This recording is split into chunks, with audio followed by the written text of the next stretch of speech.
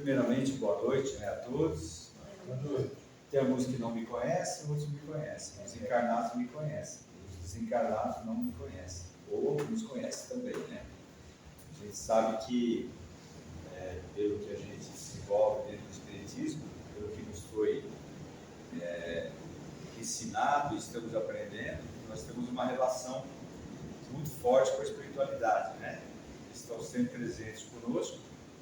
E essa lei de atração é uma lei de Deus, né? Não foi o Espiritismo que criou. Apenas o Espiritismo pôde, através do Cristo, dar continuação na proposta de Jesus, né? E o tema é esse aí, né? O poder do Evangelho de Jesus. Até uma palavra um pouquinho forte, né? A gente falar de poder, dá um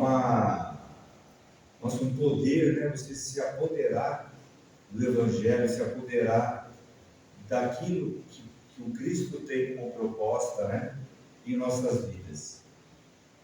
Tem muito assunto sobre isso, sem dúvida alguma. Basta você fazer como alguns irmãos, né, irmãs, vêm até a casa, né, e traz muitas vezes um tema do Evangelho, né? Um tema, um versículo, uma passagem é suficiente para você criar aí uma visão sobre esse Jesus presente, né, do seu presente, quando ele trouxe toda a sua vivência e o seu caminho de aprendizado, e o futuro que somos nós, né? Nós estamos no nosso presente, que é o futuro dele. E, sem dúvida alguma, as primeiras mensagens, né, que foram escritas durante a sua vida fazem mais de 2000 anos. Então se passaram 2000 anos, né? E a casa aqui, né, a Fraternidade Espírita Maria José, ela traz como proposta o estudo do Espiritismo, que foi compilado, que foi todo codificado por Allan Kardec e a espiritualidade, né? E foi trazido para as mensagens para o Kardec de que era o Consolador prometido, né, que foi destacado, que eu trouxe algumas observações que eu pude tirar de algumas passagens que demonstram esse poder do Evangelho, né? É um poder que ele deve ser conquistado, ele não vem gratuitamente, né? Então, eu agradeço de novo a oportunidade que a casa nos dá de podermos trazer aqui um tema, né, que é falar de Jesus, que a grande responsabilidade de falar desse grande ético, né, desse homem de bem, que continua sendo para nós, conforme aquilo que a gente estuda, é o governador não apenas planetário, né, mas um governador de grandes esferas espirituais. Entre elas, nós aqui encarnados no planeta de provas e expiações. Então, ter essa oportunidade de estudar sobre o assunto, de trazer essas observações, né, é muito bom, muito importante para mim, primeiramente, eu quero aprender muito com ele, né, aprendo muito com a participação da casa, nos trabalhos que são realizados, e as pessoas que a gente conhece dentro desses espaços que a gente tem aí feito a nossa jornada. E aí a gente fica trazendo aí um caminho para poder percorrer esse entendimento, né? Um deles é a palavrinha, esse poder, né? Esse poder. Você tem liberdade de fazer isso voluntariamente, gratuitamente, não paga nada, né? O que o Jesus, né, o que o Cristo quis falar, o que ele quer falar para a humanidade. Eu não fiz uma pesquisa, né, também não era necessária, não é o que mais importa nesse momento, imaginar dentro do planeta, né, que a gente vive, estamos no Brasil, mas quais são os países que trazem o Evangelho de Jesus na sua estrutura como sociedade. muitas vezes não só como religião, mas como filosofia, como educador, né? Um médico das almas, também a gente ouve falar sobre isso também. Mas como assim o médico? Porque ele falou muito da questão da saúde física e da saúde mental, né? E também ele pôde discutir, pôde exemplificar através das suas curas, né? Do seu controle também sobre a necessidade de expulsar, né, espíritos possessos, como assim foi descrito na Bíblia, né? Alguns chamaram de demônios, que não deixa de ser espíritos, e algumas passagens, várias falam de espíritos possessos. São espíritos que estão ali envolvidos naquele mal encarnado, e ele fazia aquilo que a gente compreende, que é um processo desobsessivo, né? Mas falar do Cristo, falar desse homem, né, e da sua moral, é uma questão muito diferenciada, né? E a gente tem aí os exemplos do Cristo também para que ele possa nos auxiliar, como ele fez isso durante as etapas e as fases que ele trouxe a sua exemplificação, na questão que as pessoas poderiam querer se modificar, elas não eram obrigadas.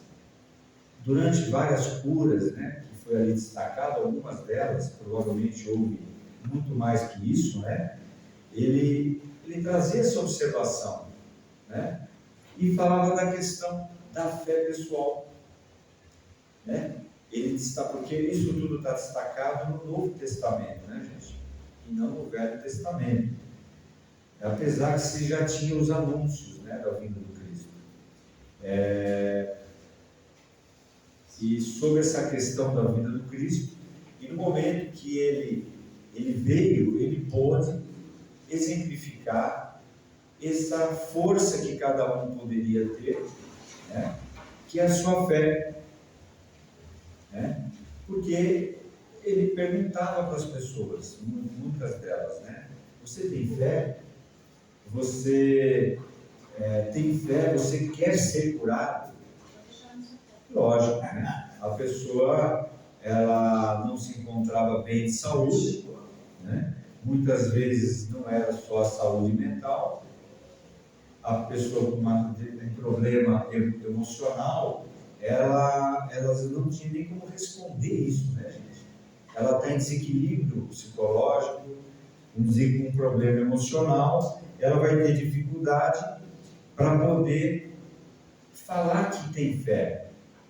Né? A gente pode observar isso com as questões que envolvem dentro da nossa experiência, às vezes numa família, às vezes num parente, alguém, algum vizinho, pessoas que você conhece, que tem alguma pessoa que tem problema psicológico, né? Ela não consegue encaminhar suas próprias questões a serem bem definidas como seria a fé. Mas quando Jesus perguntava, né, se a pessoa queria ser curada, tu tem fé? Né? A pessoa ficava assim, cara, o que será que é fé? Né? A gente saberia responder hoje o que é ter fé? Né? Fica a grande questão que a gente possa trabalhar isso dentro de nós. Não, mas eu tenho fé. Por exemplo, você pode ter fé que seu time de futebol vai ganhar. Se tiver um jogo amanhã, você vai torcer para o seu time. Né? Você tem fé que a sua saúde possa ser restabelecida. E você tem que buscar esses caminhos, né? As diferenças que existem entre uma fé de um time de futebol ou uma fé que é a sua importância perante um ser humano, um ser espiritual encarnado, né? Então Jesus ele trata exatamente dessas questões, né? Que elas vão ser trabalhadas dentro das famílias, dentro das pessoas, as pessoas de liderança, né? Que foram buscar esse encontro com ele, pessoas que já estavam dentro de um poder dentro da sociedade, às vezes era um militar, né? um pai de família, uma pessoa de muitas posses, pessoas pobres, necessitadas, né? Então, ele passava fazendo esse intercâmbio, essa intermediação em várias cidades. Ele viajou bastante, né? E ele foi sendo destacado dentro daquela sociedade que já existia a sua cultura, né? Existiu ali a sua música religiosa, né? Então Jesus teve também esse impasse, que ele teve que trabalhar muito nisso, né? Ele teve que se deixar envolver pela lei daquele momento, ele teve que se deixar envolver pela lei de uma religião que tinha os seus dogmas já estabelecidos, né? Então Jesus, ele procurou ter um bom intercâmbio, né? Uma boa comunicação com as pessoas, né? Então ele foi sempre colocado em conflitos, ele sempre foi, eu falo sempre foi porque isso é destacado durante a passagem dele, né? Os grandes desafios que ele teve que resolver, né? E sempre colocando o Pai em primeiro lugar, né? Perguntavam para ele: o senhor é bom, Cristo? Ele fala: bom é meu Pai. Então ele demonstrava para a gente que ele era abaixo do Pai, e demonstrando para nós também aquilo que nós temos que compreender como poder. Nós somos filhos de um Pai, de um Criador, e o Cristo é o nosso intermediário, né?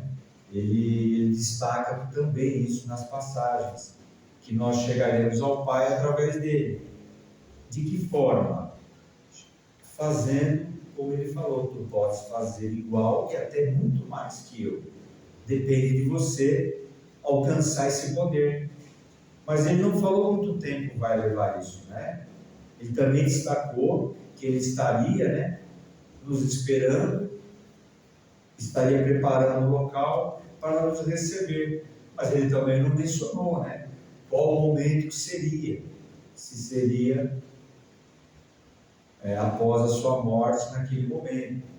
Bom, mas o Cristo, ele foi muito mais além, e depois, né, os evangelhos, os apóstolos foram, mesmo, né, depois da sua morte, ele, na sua morte no corpo físico, ele foi destacado em vários momentos, demonstrando esse grande ser transformador de almas, transformador de pessoas, na questão da moral, pelo qual também vou destacar aqui para vocês, né? Eu coloquei como um passo, né, para a gente poder iniciar na questão 625, porque o professor Ivaio, ele foi destacando quem era o Consolador prometido, trazendo aí algumas observações pelas quais foram passadas para ele, entre perguntas que ele fazia e as respostas que ele chegava a fazer, né? Então a gente também pode fazer uma observação que não é aqueles que praticam ou que frequentam uma casa espírita se denominam espiritistas, espíritas, que têm somente alcançar esse poder, né? Não é uma exclusividade, né? Porque para Cristo, para Jesus, não existe exclusividade. Todos podem alcançar, basta praticar o bem, a lei do amor, né? Como ele falou: amai a Deus sobre todas as coisas, mas também amai ao próximo, como a você mesmo, né? Então, é nosso dever e obrigação tentar identificar como alcançar essas questões, que elas não são simples. Também ele não falou que seria simples, né? E nós podemos também dizer que quando você se classifica, se denota um cristão, você está seguindo ao Cristo, dentro daquilo que você denomina como o seu culto a Deus, a sua filosofia, a sua religião, né? Que a gente tem várias denominações que seguem o Evangelho de Jesus, né? Então, a gente tem a Igreja Católica Apostólica Romana, depois temos os protestantes, que vieram depois, e tem outras filosofias que também buscam entender Jesus para dentro de si, tá certo? Então, e não precisa nem ter religião, uma placa religiosa. Basta você conhecer o Evangelho de Jesus e começar a ser um observador, né? Alguma diferença que existe, eu vou dizer assim, um termo diferença, dentro do Espiritismo, é que tem várias obras que a gente chama de codificação, né? Que elas trazem aí um campo de estudo, um campo de observação, pelo qual você consegue compreender o lado que é chamado metafísico, né? A metafísica é o que o Kardec pôde desenvolver junto com a espiritualidade, né? Aqueles espíritos enviados, muitos foram mensageiros enviados desse plano espiritual superior, pelo qual Jesus pôde destacar esses irmãos, né? De uma forma simbólica, né? Porque o nome pouco importa, né? E sim a qualidade do Evangelho, a qualidade desse estudo, né? Porque os nomes são passageiros, né, gente? A gente destaca o Cristo, mas o Evangelho dele é a principal máxima, né, que ele desenvolveu.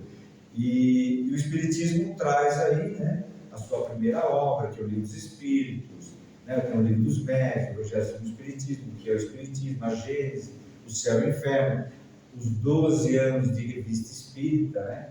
Ou seja, tem muito material a ser pesquisado e estudado, pelo qual traz aí uma pesquisa desenvolvida do mundo espiritual para o mundo dos encarnados.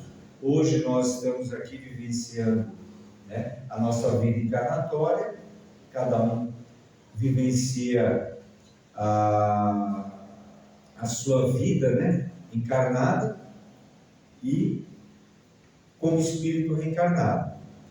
E o Espiritismo estuda os dois ambientes, né? O ambiente espiritual e o ambiente do encarnado, né? É para isso que o Espiritismo foi criado, para que ele possa ser um campo de observação para aqueles que queiram conhecer e depois, fazendo a sua pesquisa, ser um grande observador, como Kardec ele pede para que nós possamos ser estudiosos, observadores, né? Não aceitar tudo de uma forma aberta, mas ser um observador, ser esse pesquisador, né? Para que você possa compreender de uma forma lúcida e clara aquilo que é a proposta que o Espiritismo tem para nós, né? Então, o tema, né, que já foi passado, é a questão 625 que está no Livro dos Espíritos, é uma questão do Kardec pergunta, né? Se eles poderiam responder para ele quem é ou quem passou aqui pelo planeta, que a gente pode considerar um grande modelo de um ser ético e moral, íntegro. Eles responderam para ele, numa linha somente, que essa pessoa é a figura de Jesus. Esse é o ser que é modelo a ser seguido. Aí vocês vão na questão 625, que está aqui, né? A resposta é Jesus, né? Eu não li, mas essa é a pergunta. E a gente continua. Eu só fiz algumas observações, não vou ler muito, né? Que é um assunto bastante já observado nas nossas rotinas, nas buscas que a gente faz, né? Que o Cristo ele nos ensinou a também cuidar das almas, né? A cuidar das pessoas, né? E de que forma que a gente pode fazer isso, né? De que forma que a gente pode seguir esse modelo de Jesus, né?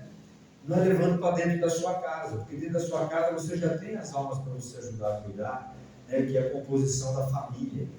A família a que Deus criou, né? Esse modelo de encarnação através dos pais, né? Que exerce aí a sua finalidade, que é formar a família. Mas fala assim, mas não tem casais que não têm filhos, mas eles podem adotar. Ou às vezes eles adotam um sobrinho, ajudam a cuidar de um sobrinho, ajudam a cuidar de um primo, ou eles adotam, né, uma pessoa desconhecida, também tem oportunidade, ou resolvem não adotar e não cuidam de ninguém, mas faz parte desse ambiente encarnatório, né? Mas o professor Kardec, ele traz no Evangelho segundo o Espiritismo, foi uma publicação de 1864, porque assim, na capa do livro, ele traz uma observação, porque as pessoas às vezes já me perguntaram, ou a gente também pode também perguntar o porquê que o Espiritismo ele não trouxe mais observações da Bíblia, mas somente as observações contidas no Evangelho de Jesus, né? Contém explicação do Cristo, está aqui, tá, gente? Ó. Né? Está aqui, ó. Contém explicação do Cristo. Então, ó, a palavrinha explicação, né, do Cristo já é para você observar o que é uma explicação, em concordância com o Espiritismo. Então, em concordância com o Espiritismo, já está aí completamente formado o lastro, né? O que é o lastro? É aquilo que vai ser passo a passo reconhecido pelas suas observações, né? Nas casas espíritas não tem professor, somos todos alunos, né? Como você, né, vai para uma escola, você tem um professor. Bom, o professor não é detentor de todos os conhecimentos, ele está repassando assuntos para os alunos, né? Então, nas casas espíritas, somos todos alunos, estudamos juntos, né? Tem aqueles que já estudaram um pouquinho mais, mas temos muito que aprender. Porque às vezes a gente também vai caminhando para essa explicação, para esse lastro de literatura, mas a gente não consegue ainda exemplificar na prática, né? Quantas coisas que eu não faço ainda, por mais que eu sei que eu tenho que fazer, eu tenho que fazer uma outra coisa que eu vou falar para vocês aqui, como todos têm que fazer, e o Cristo fala isso nas passagens, são passagens que são destacadas na Bíblia, também, porque teve vários irmãos que trabalharam no desenvolvimento desse Evangelho, né, que aprenderam com Jesus, muitos falaram antes da vinda dele, né? E a questão da carne e do espírito, de uma luta constante. Então a gente também aprende, né? Mas a gente tem que exemplificar durante as nossas vidas. Aí você fala, nossa, mas aquele irmão, ele, né? A gente tem até umas historinhas que a gente já ouviu falar, que a família veio assistir uma reunião, né? E não importa se era uma igreja, na casa espírita, veio o filho, a mãe e o pai. E o pai era um orador, né? E ele foi para aquela noite designado para trazer um versículo bíblico, pôde aí exemplificar o versículo, explicou muito bem, e o filho com 12 anos, ouvindo o pai falar, prestou muita atenção, junto com a mãe. Quando terminou, eles foram para casa, e o filho perguntou para o pai, chegaram, começaram a jantar, ela falou, pai, posso fazer uma pergunta para o senhor? Com bastante receio para perguntar isso para o pai. O pai era um pouquinho tempestivo, era um cara um pouquinho, falava muito alto, um pouquinho rude, mas o filho teve a coragem de perguntar, ô pai, eu vi o senhor falando lá daquele tema, né? Qual que era o tema mesmo? Ele falou o tema. Então, eu vi que o senhor falou tantas coisas, e por que o senhor não faz isso também aqui em casa agora? Já que o senhor falou isso tudo lá, o senhor aprendeu então? Agora o senhor vai fazer isso aqui em casa? O senhor não vai mais bater na minha mãe? O senhor não vai mais me bater? O senhor não vai me colocar de castigo, às vezes sem necessidade? Às vezes eu vejo o senhor agredindo a minha mãe, eu me sinto incomodado. E o pai ficou de salto baixo, né, nessa hora, né?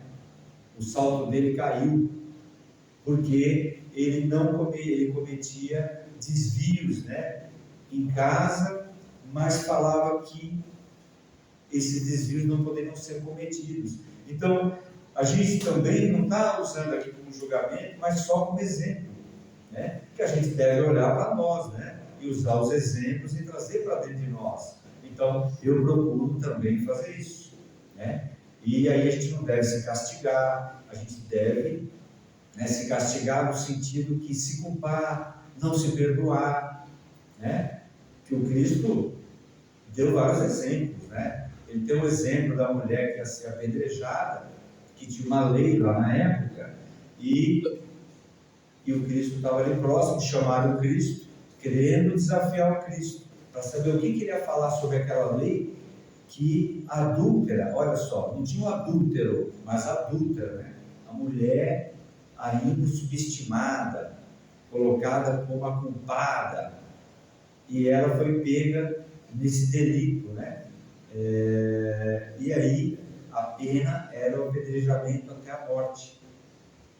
E aí chamam Jesus, antes de cometer o apedrejamento, e perguntou para ele: Jesus, a mulher vai ser apedrejada. Mas por que ela vai ser apedrejada? Porque ela foi pega em adultério.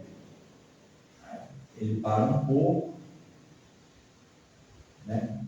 Antes de responder, tinha uns 10 homens aproximadamente, com as pedras na mão, e a mulher já agachada em volta, e eles em volta dela, e Jesus se põe próximo dela, ergue o seu semblante e faz uma observação, né?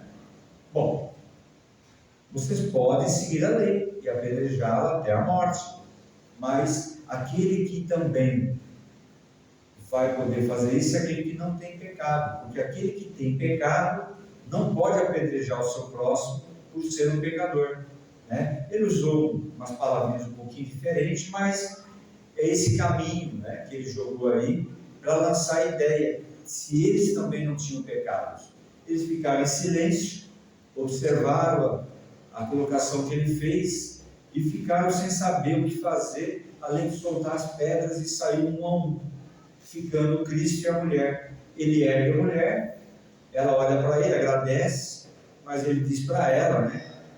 O Cristo, o que eu faço agora? Sigas e não peques mais. Então, é um ponto de observação, né? Que a gente possa usar o modelo também para nos ajudar a agir com várias situações que passam em torno de nós, que nós estamos nesse caminho de aprendizado, né?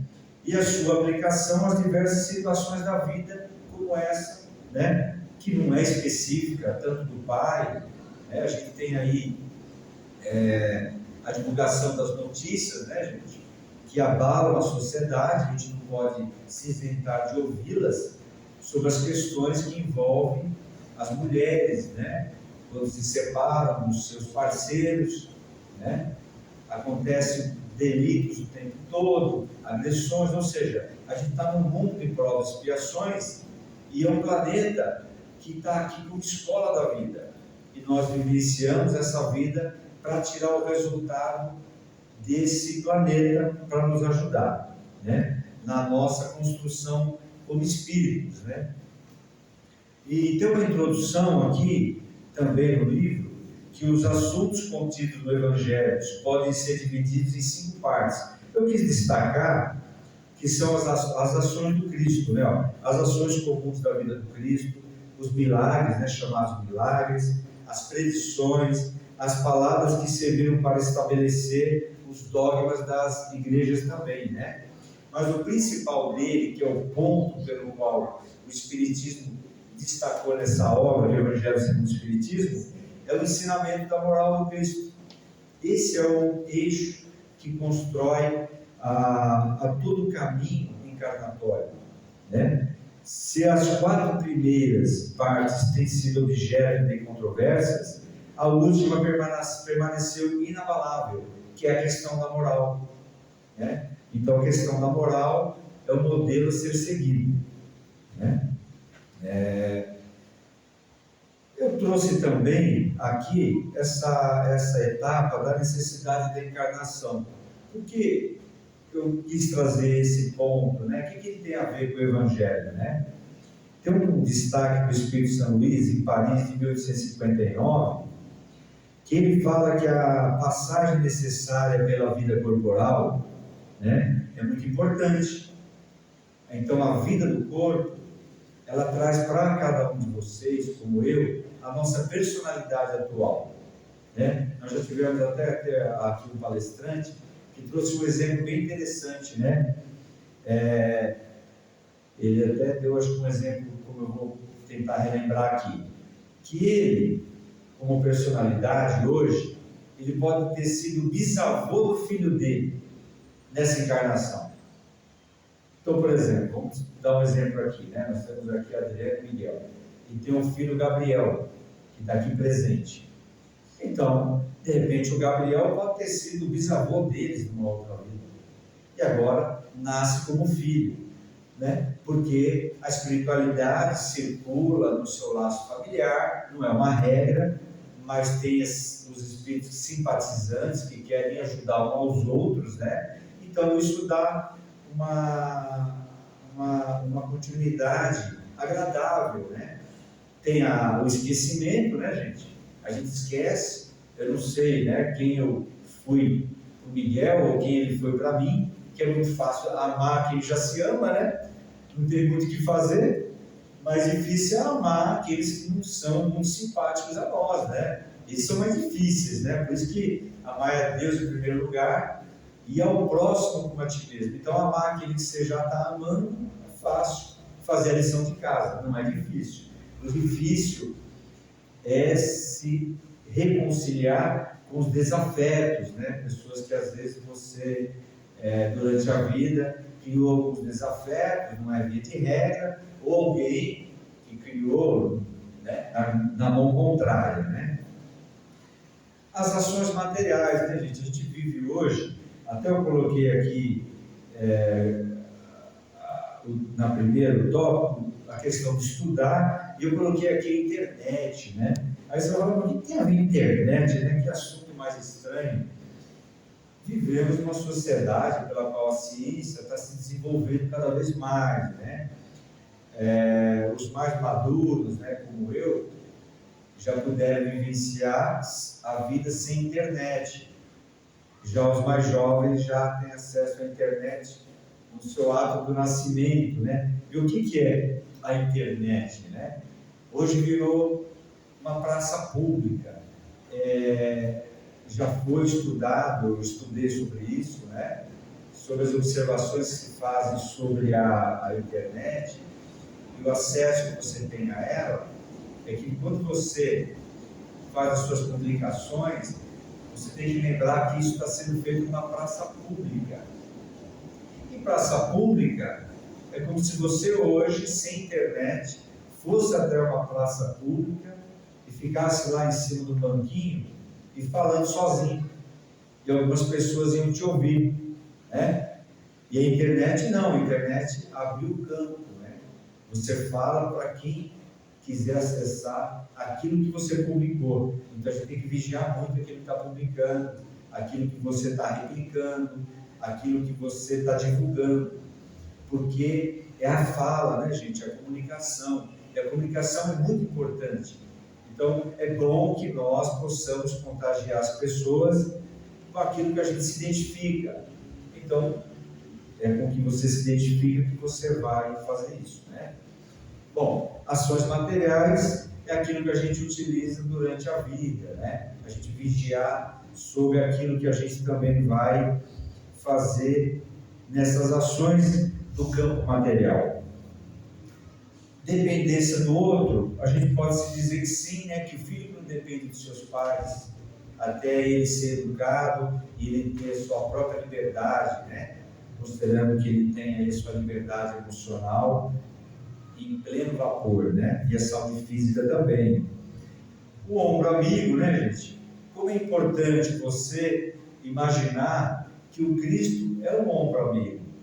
Nós devemos imaginar que nós possamos estar no colo do Cristo quando estamos mais para baixo, mas devemos lembrar, né, que devemos subir no ombro do Cristo, de Jesus. Como assim subir no ombro? Para a gente poder enxergar mais alto, é subir no ombro dele, quer dizer que você está destacando o evangelho dele, você já conseguiu fazer como ele fazia, subir no ombro dele, poder enxergar, não enxergar as pessoas como pequenas, mas poder ter um olhar maior sobre as pessoas.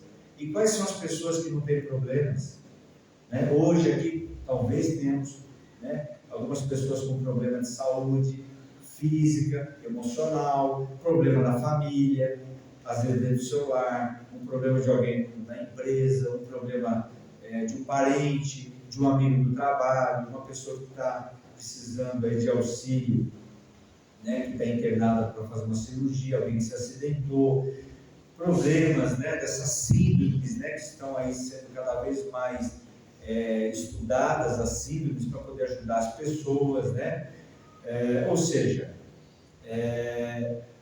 subir no ombro é isso, é você poder ajudar melhor, fazendo as vibrações, fazendo as preces, né? Não precisa ser aquela prece copiada, mas fazer uma vibração, né? Por exemplo, na casa espírita você tem aí o grupo mediúnico, pelo qual exerce a finalidade de desobsessão, mas não é só sobre a desobsessão, mas de ajudar um irmão que ele está, de repente, ali trazendo um desconforto, porque ele não sabe o que ele está fazendo, né?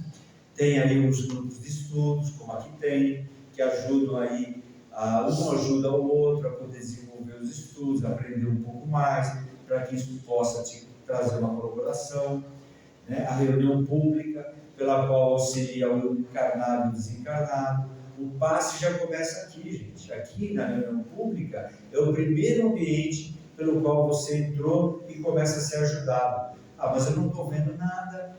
Mas a gente não vê. Alguns veem, outros sentem, outros não sentem nada, né? O capítulo 14 do Livro dos Médiuns, pelo qual a gente está estudando, no grupo de estudo, está falando sobre as qualidades do médium. Quais são as classificações? E tem aqueles que veem, aqueles que sentem, aqueles que ouvem, né? Aqueles que têm um exercício da cura. Então vamos acreditar. Acreditar é a primeira coisa, é ter fé. A fé é aquela que vai te ajudar a movimentar o seu problema, a sair de você, ou se ele não sair, porque você tem que vivenciar ele, você vai conviver com ele de uma forma mais equilibrada, né? Bom, já falei sobre o trabalho, a família, que seria ajudar essa pessoa, né, na sociedade, a desempenhar ajuda e desenvolvimento da sua inteligência também, né? Tudo isso a gente ouve falar nas duas asas, né? Tenho poucos minutos aí para concluir. As duas asas, gente, que a gente fala, um pássaro não voa com uma asa só. Alguém conhece um pássaro que voa com uma asa só? Eu nunca vi. No máximo vai acontecer ele pular, né? Porque ele está doente de uma asa. Então, cabe a nós, né, a poder dar o primeiro passo, a estudar, né, a aprender esse estudo intelectualmente, que é chamado intelectualmente e moralmente. Então são as duas áreas, né, que é o crescimento pessoal. A gente chama de zona de conforto quando a gente está completamente confortável, não precisa mudar nada. E a gente sabe que se você olhar o seu histórico de 10 anos atrás, você não é mais a mesma pessoa, nem no corpo e nem na alma, né? Porque você vai se modificando, você vai tentando buscar, né, um caminho de crescimento. E eu não li nada praticamente, né? Mas aqui tem eu fiz só uma observaçãozinha para poder aqui destacar essa questão do espírito, que é falado na Bíblia, inclusive, né? Tem vários destaques, são vários mesmo. Eu só vou ler 2 ou 3 aqui. Onde fala que a gente tem um grande desafio aqui, porque a vida é um desafio, né, gente? É para se divertir, é para ser feliz, mas você vai ter também desafios, aqueles que você não buscou, mas que vêm até você, os que você busca, e a gente está aí para poder nos equilibrar, né? E vem aqui em João 6:63, o Espírito é o que vivifica, a carne para nada aproveita. As palavras que eu vos digo são Espírito e vida. Olha que interessante, né? Ele está querendo dizer o que aqui? Se você der muito valor para a carne, para a matéria vai se decompor, né, gente? Um dia você morre, do pó nascerás, do pó retornarás. Então ele faz uma observação aqui, que você tem que viver mais espiritualmente, buscar mais espiritualidade. Quanto mais espiritualidade você buscar, mais você mata a carne. Em que sentido? Nos vícios, na cobiça, né? Não é que você está matando a carne e vai morrer fazendo isso, não. Matar a carne, que ele quis dizer aqui, é você não dar tanto valor para as coisas materiais, né? Se doar para Deus. Tudo que a gente faz, a gente às vezes não presta atenção, às vezes possa ser que não. A gente faz para Deus, que é o nosso Pai, que Ele se alegra de ver o seu filho indo buscar a transformação pessoal. Não é reforma íntima, a reforma íntima não existe, né? Porque você vai reformar aquilo que não está pronto, você vai fazer a sua transformação, e através do Espírito. Porque da carne, o que você pode fazer na academia? Ficar forte, bombado, fazer tatuagens, fazer plásticas, né? Para ficar com o corpo melhor, né? É isso? Fazer uma, né? Não que seja proibido, né, gente? Não é proibido, não. Nada a ver. Você pode pôr peruca, pintar cabelo, fazer o que você quiser, mas tem que ter uma qualidade, né? Uma observância, que o Espírito você tem que se doar mais. É isso que ele quer dizer. E nas outras questões também aqui, ó, que eu grifei aqui. Eu lhes darei um só coração e um espírito novo porei dentro deles, e tirarei sua carne, o coração de pedra, e lhes darei o coração de carne. Olha só, coração de pedra é uma pessoa que não tem sentimentos, né? Então, através do Evangelho, como ele diz aqui, lhes darei um só coração e um espírito novo porei dentro deles. O que é o espírito novo? Vai tirar o seu espírito, mudar o espírito? Não, é o seu próprio espírito transformado, renovado, procurando buscar, né, compartilhar as mensagens, né, até da casa que você frequenta, compartilhar o Evangelho de Jesus, né, buscar um caminho que possa te fortalecer para que você vence melhor os desafios, né? Como Cristo fala, né? Vós tereis provas e aflições, mas faça como eu venci o mundo, e você vai vencer também. E como é que você vai fazer isso? Só chamando Ele? Não, é você mudando, que você tem que mudar em você. Aí quando você tem um problema, a dor é menor, talvez a dor vai ser diferente, talvez a dor que a gente vê uma pessoa por aí ter algum problema, ela está dando risada, ela está com câncer. Eu conheci uma pessoa, ela já faleceu, câncer no pulmão, ela tirou um lado do pulmão, e essa mulher continuava indo no Hospital das Clínicas, e dava risada, brincava, corria, ficava mal, vencia. Ela durou 10 anos, dando risada, brincando, educando seus filhos, o tempo todo, ela não parou. Mas por quê? Ela não era espírita, ela não era nada. Ela era feliz, ela amava viver, mas amava viver, né, com alegria, e se transformando cada vez mais, né? Isso não é uma crítica, né, gente? Olha os espíritas, por favor, né? Vamos lá. Vigiai e orai, para que não entreis em tentação. Na verdade, o espírito está pronto, mas a carne fraca, né? Tudo que eu falei, agora eu estou lendo no final, para vocês entenderem. É aquilo que eu quis dizer, que está escrito, né? Eu não criei, eu tirei dos textos, né? Eu fui buscando aí as informações, né? O que é nascido da carne é carne, e o que é nascido do Espírito é Espírito. Então está aí, né, gente? É uma forma da gente poder, para estar encerrando aqui, né? De poder fazer com que a fé floresça em nós, a fé se destaque em nós, né? E o poder da fé está nesse Evangelho, está no Espiritismo, está nas passagens de Jesus, e cabe a nós encontrar, né? Buscar ajuda, né? A gente não é, né? A nossa bússola é o Cristo, está aqui na questão 625. Ele é o seu guia, Ele é o seu modelo, Ele é a sua bússola, Ele te dá direção, Ele te salva, Ele te levanta, né? Cair faz parte, não tem problema. Cair, né? Não é metaforicamente eu tomar um tombo, eu posso cair tudo bem aqui realmente, né? Mas cair às vezes moralmente, né? Ou você né, se for roubado, sei lá, coisas absurdas que acontecem na sociedade, mas o importante é isso. É ter esse mestre dentro de você e o seu transformador de almas, que é Jesus. Tá bom, gente? Agradeço a oportunidade. Muito grato.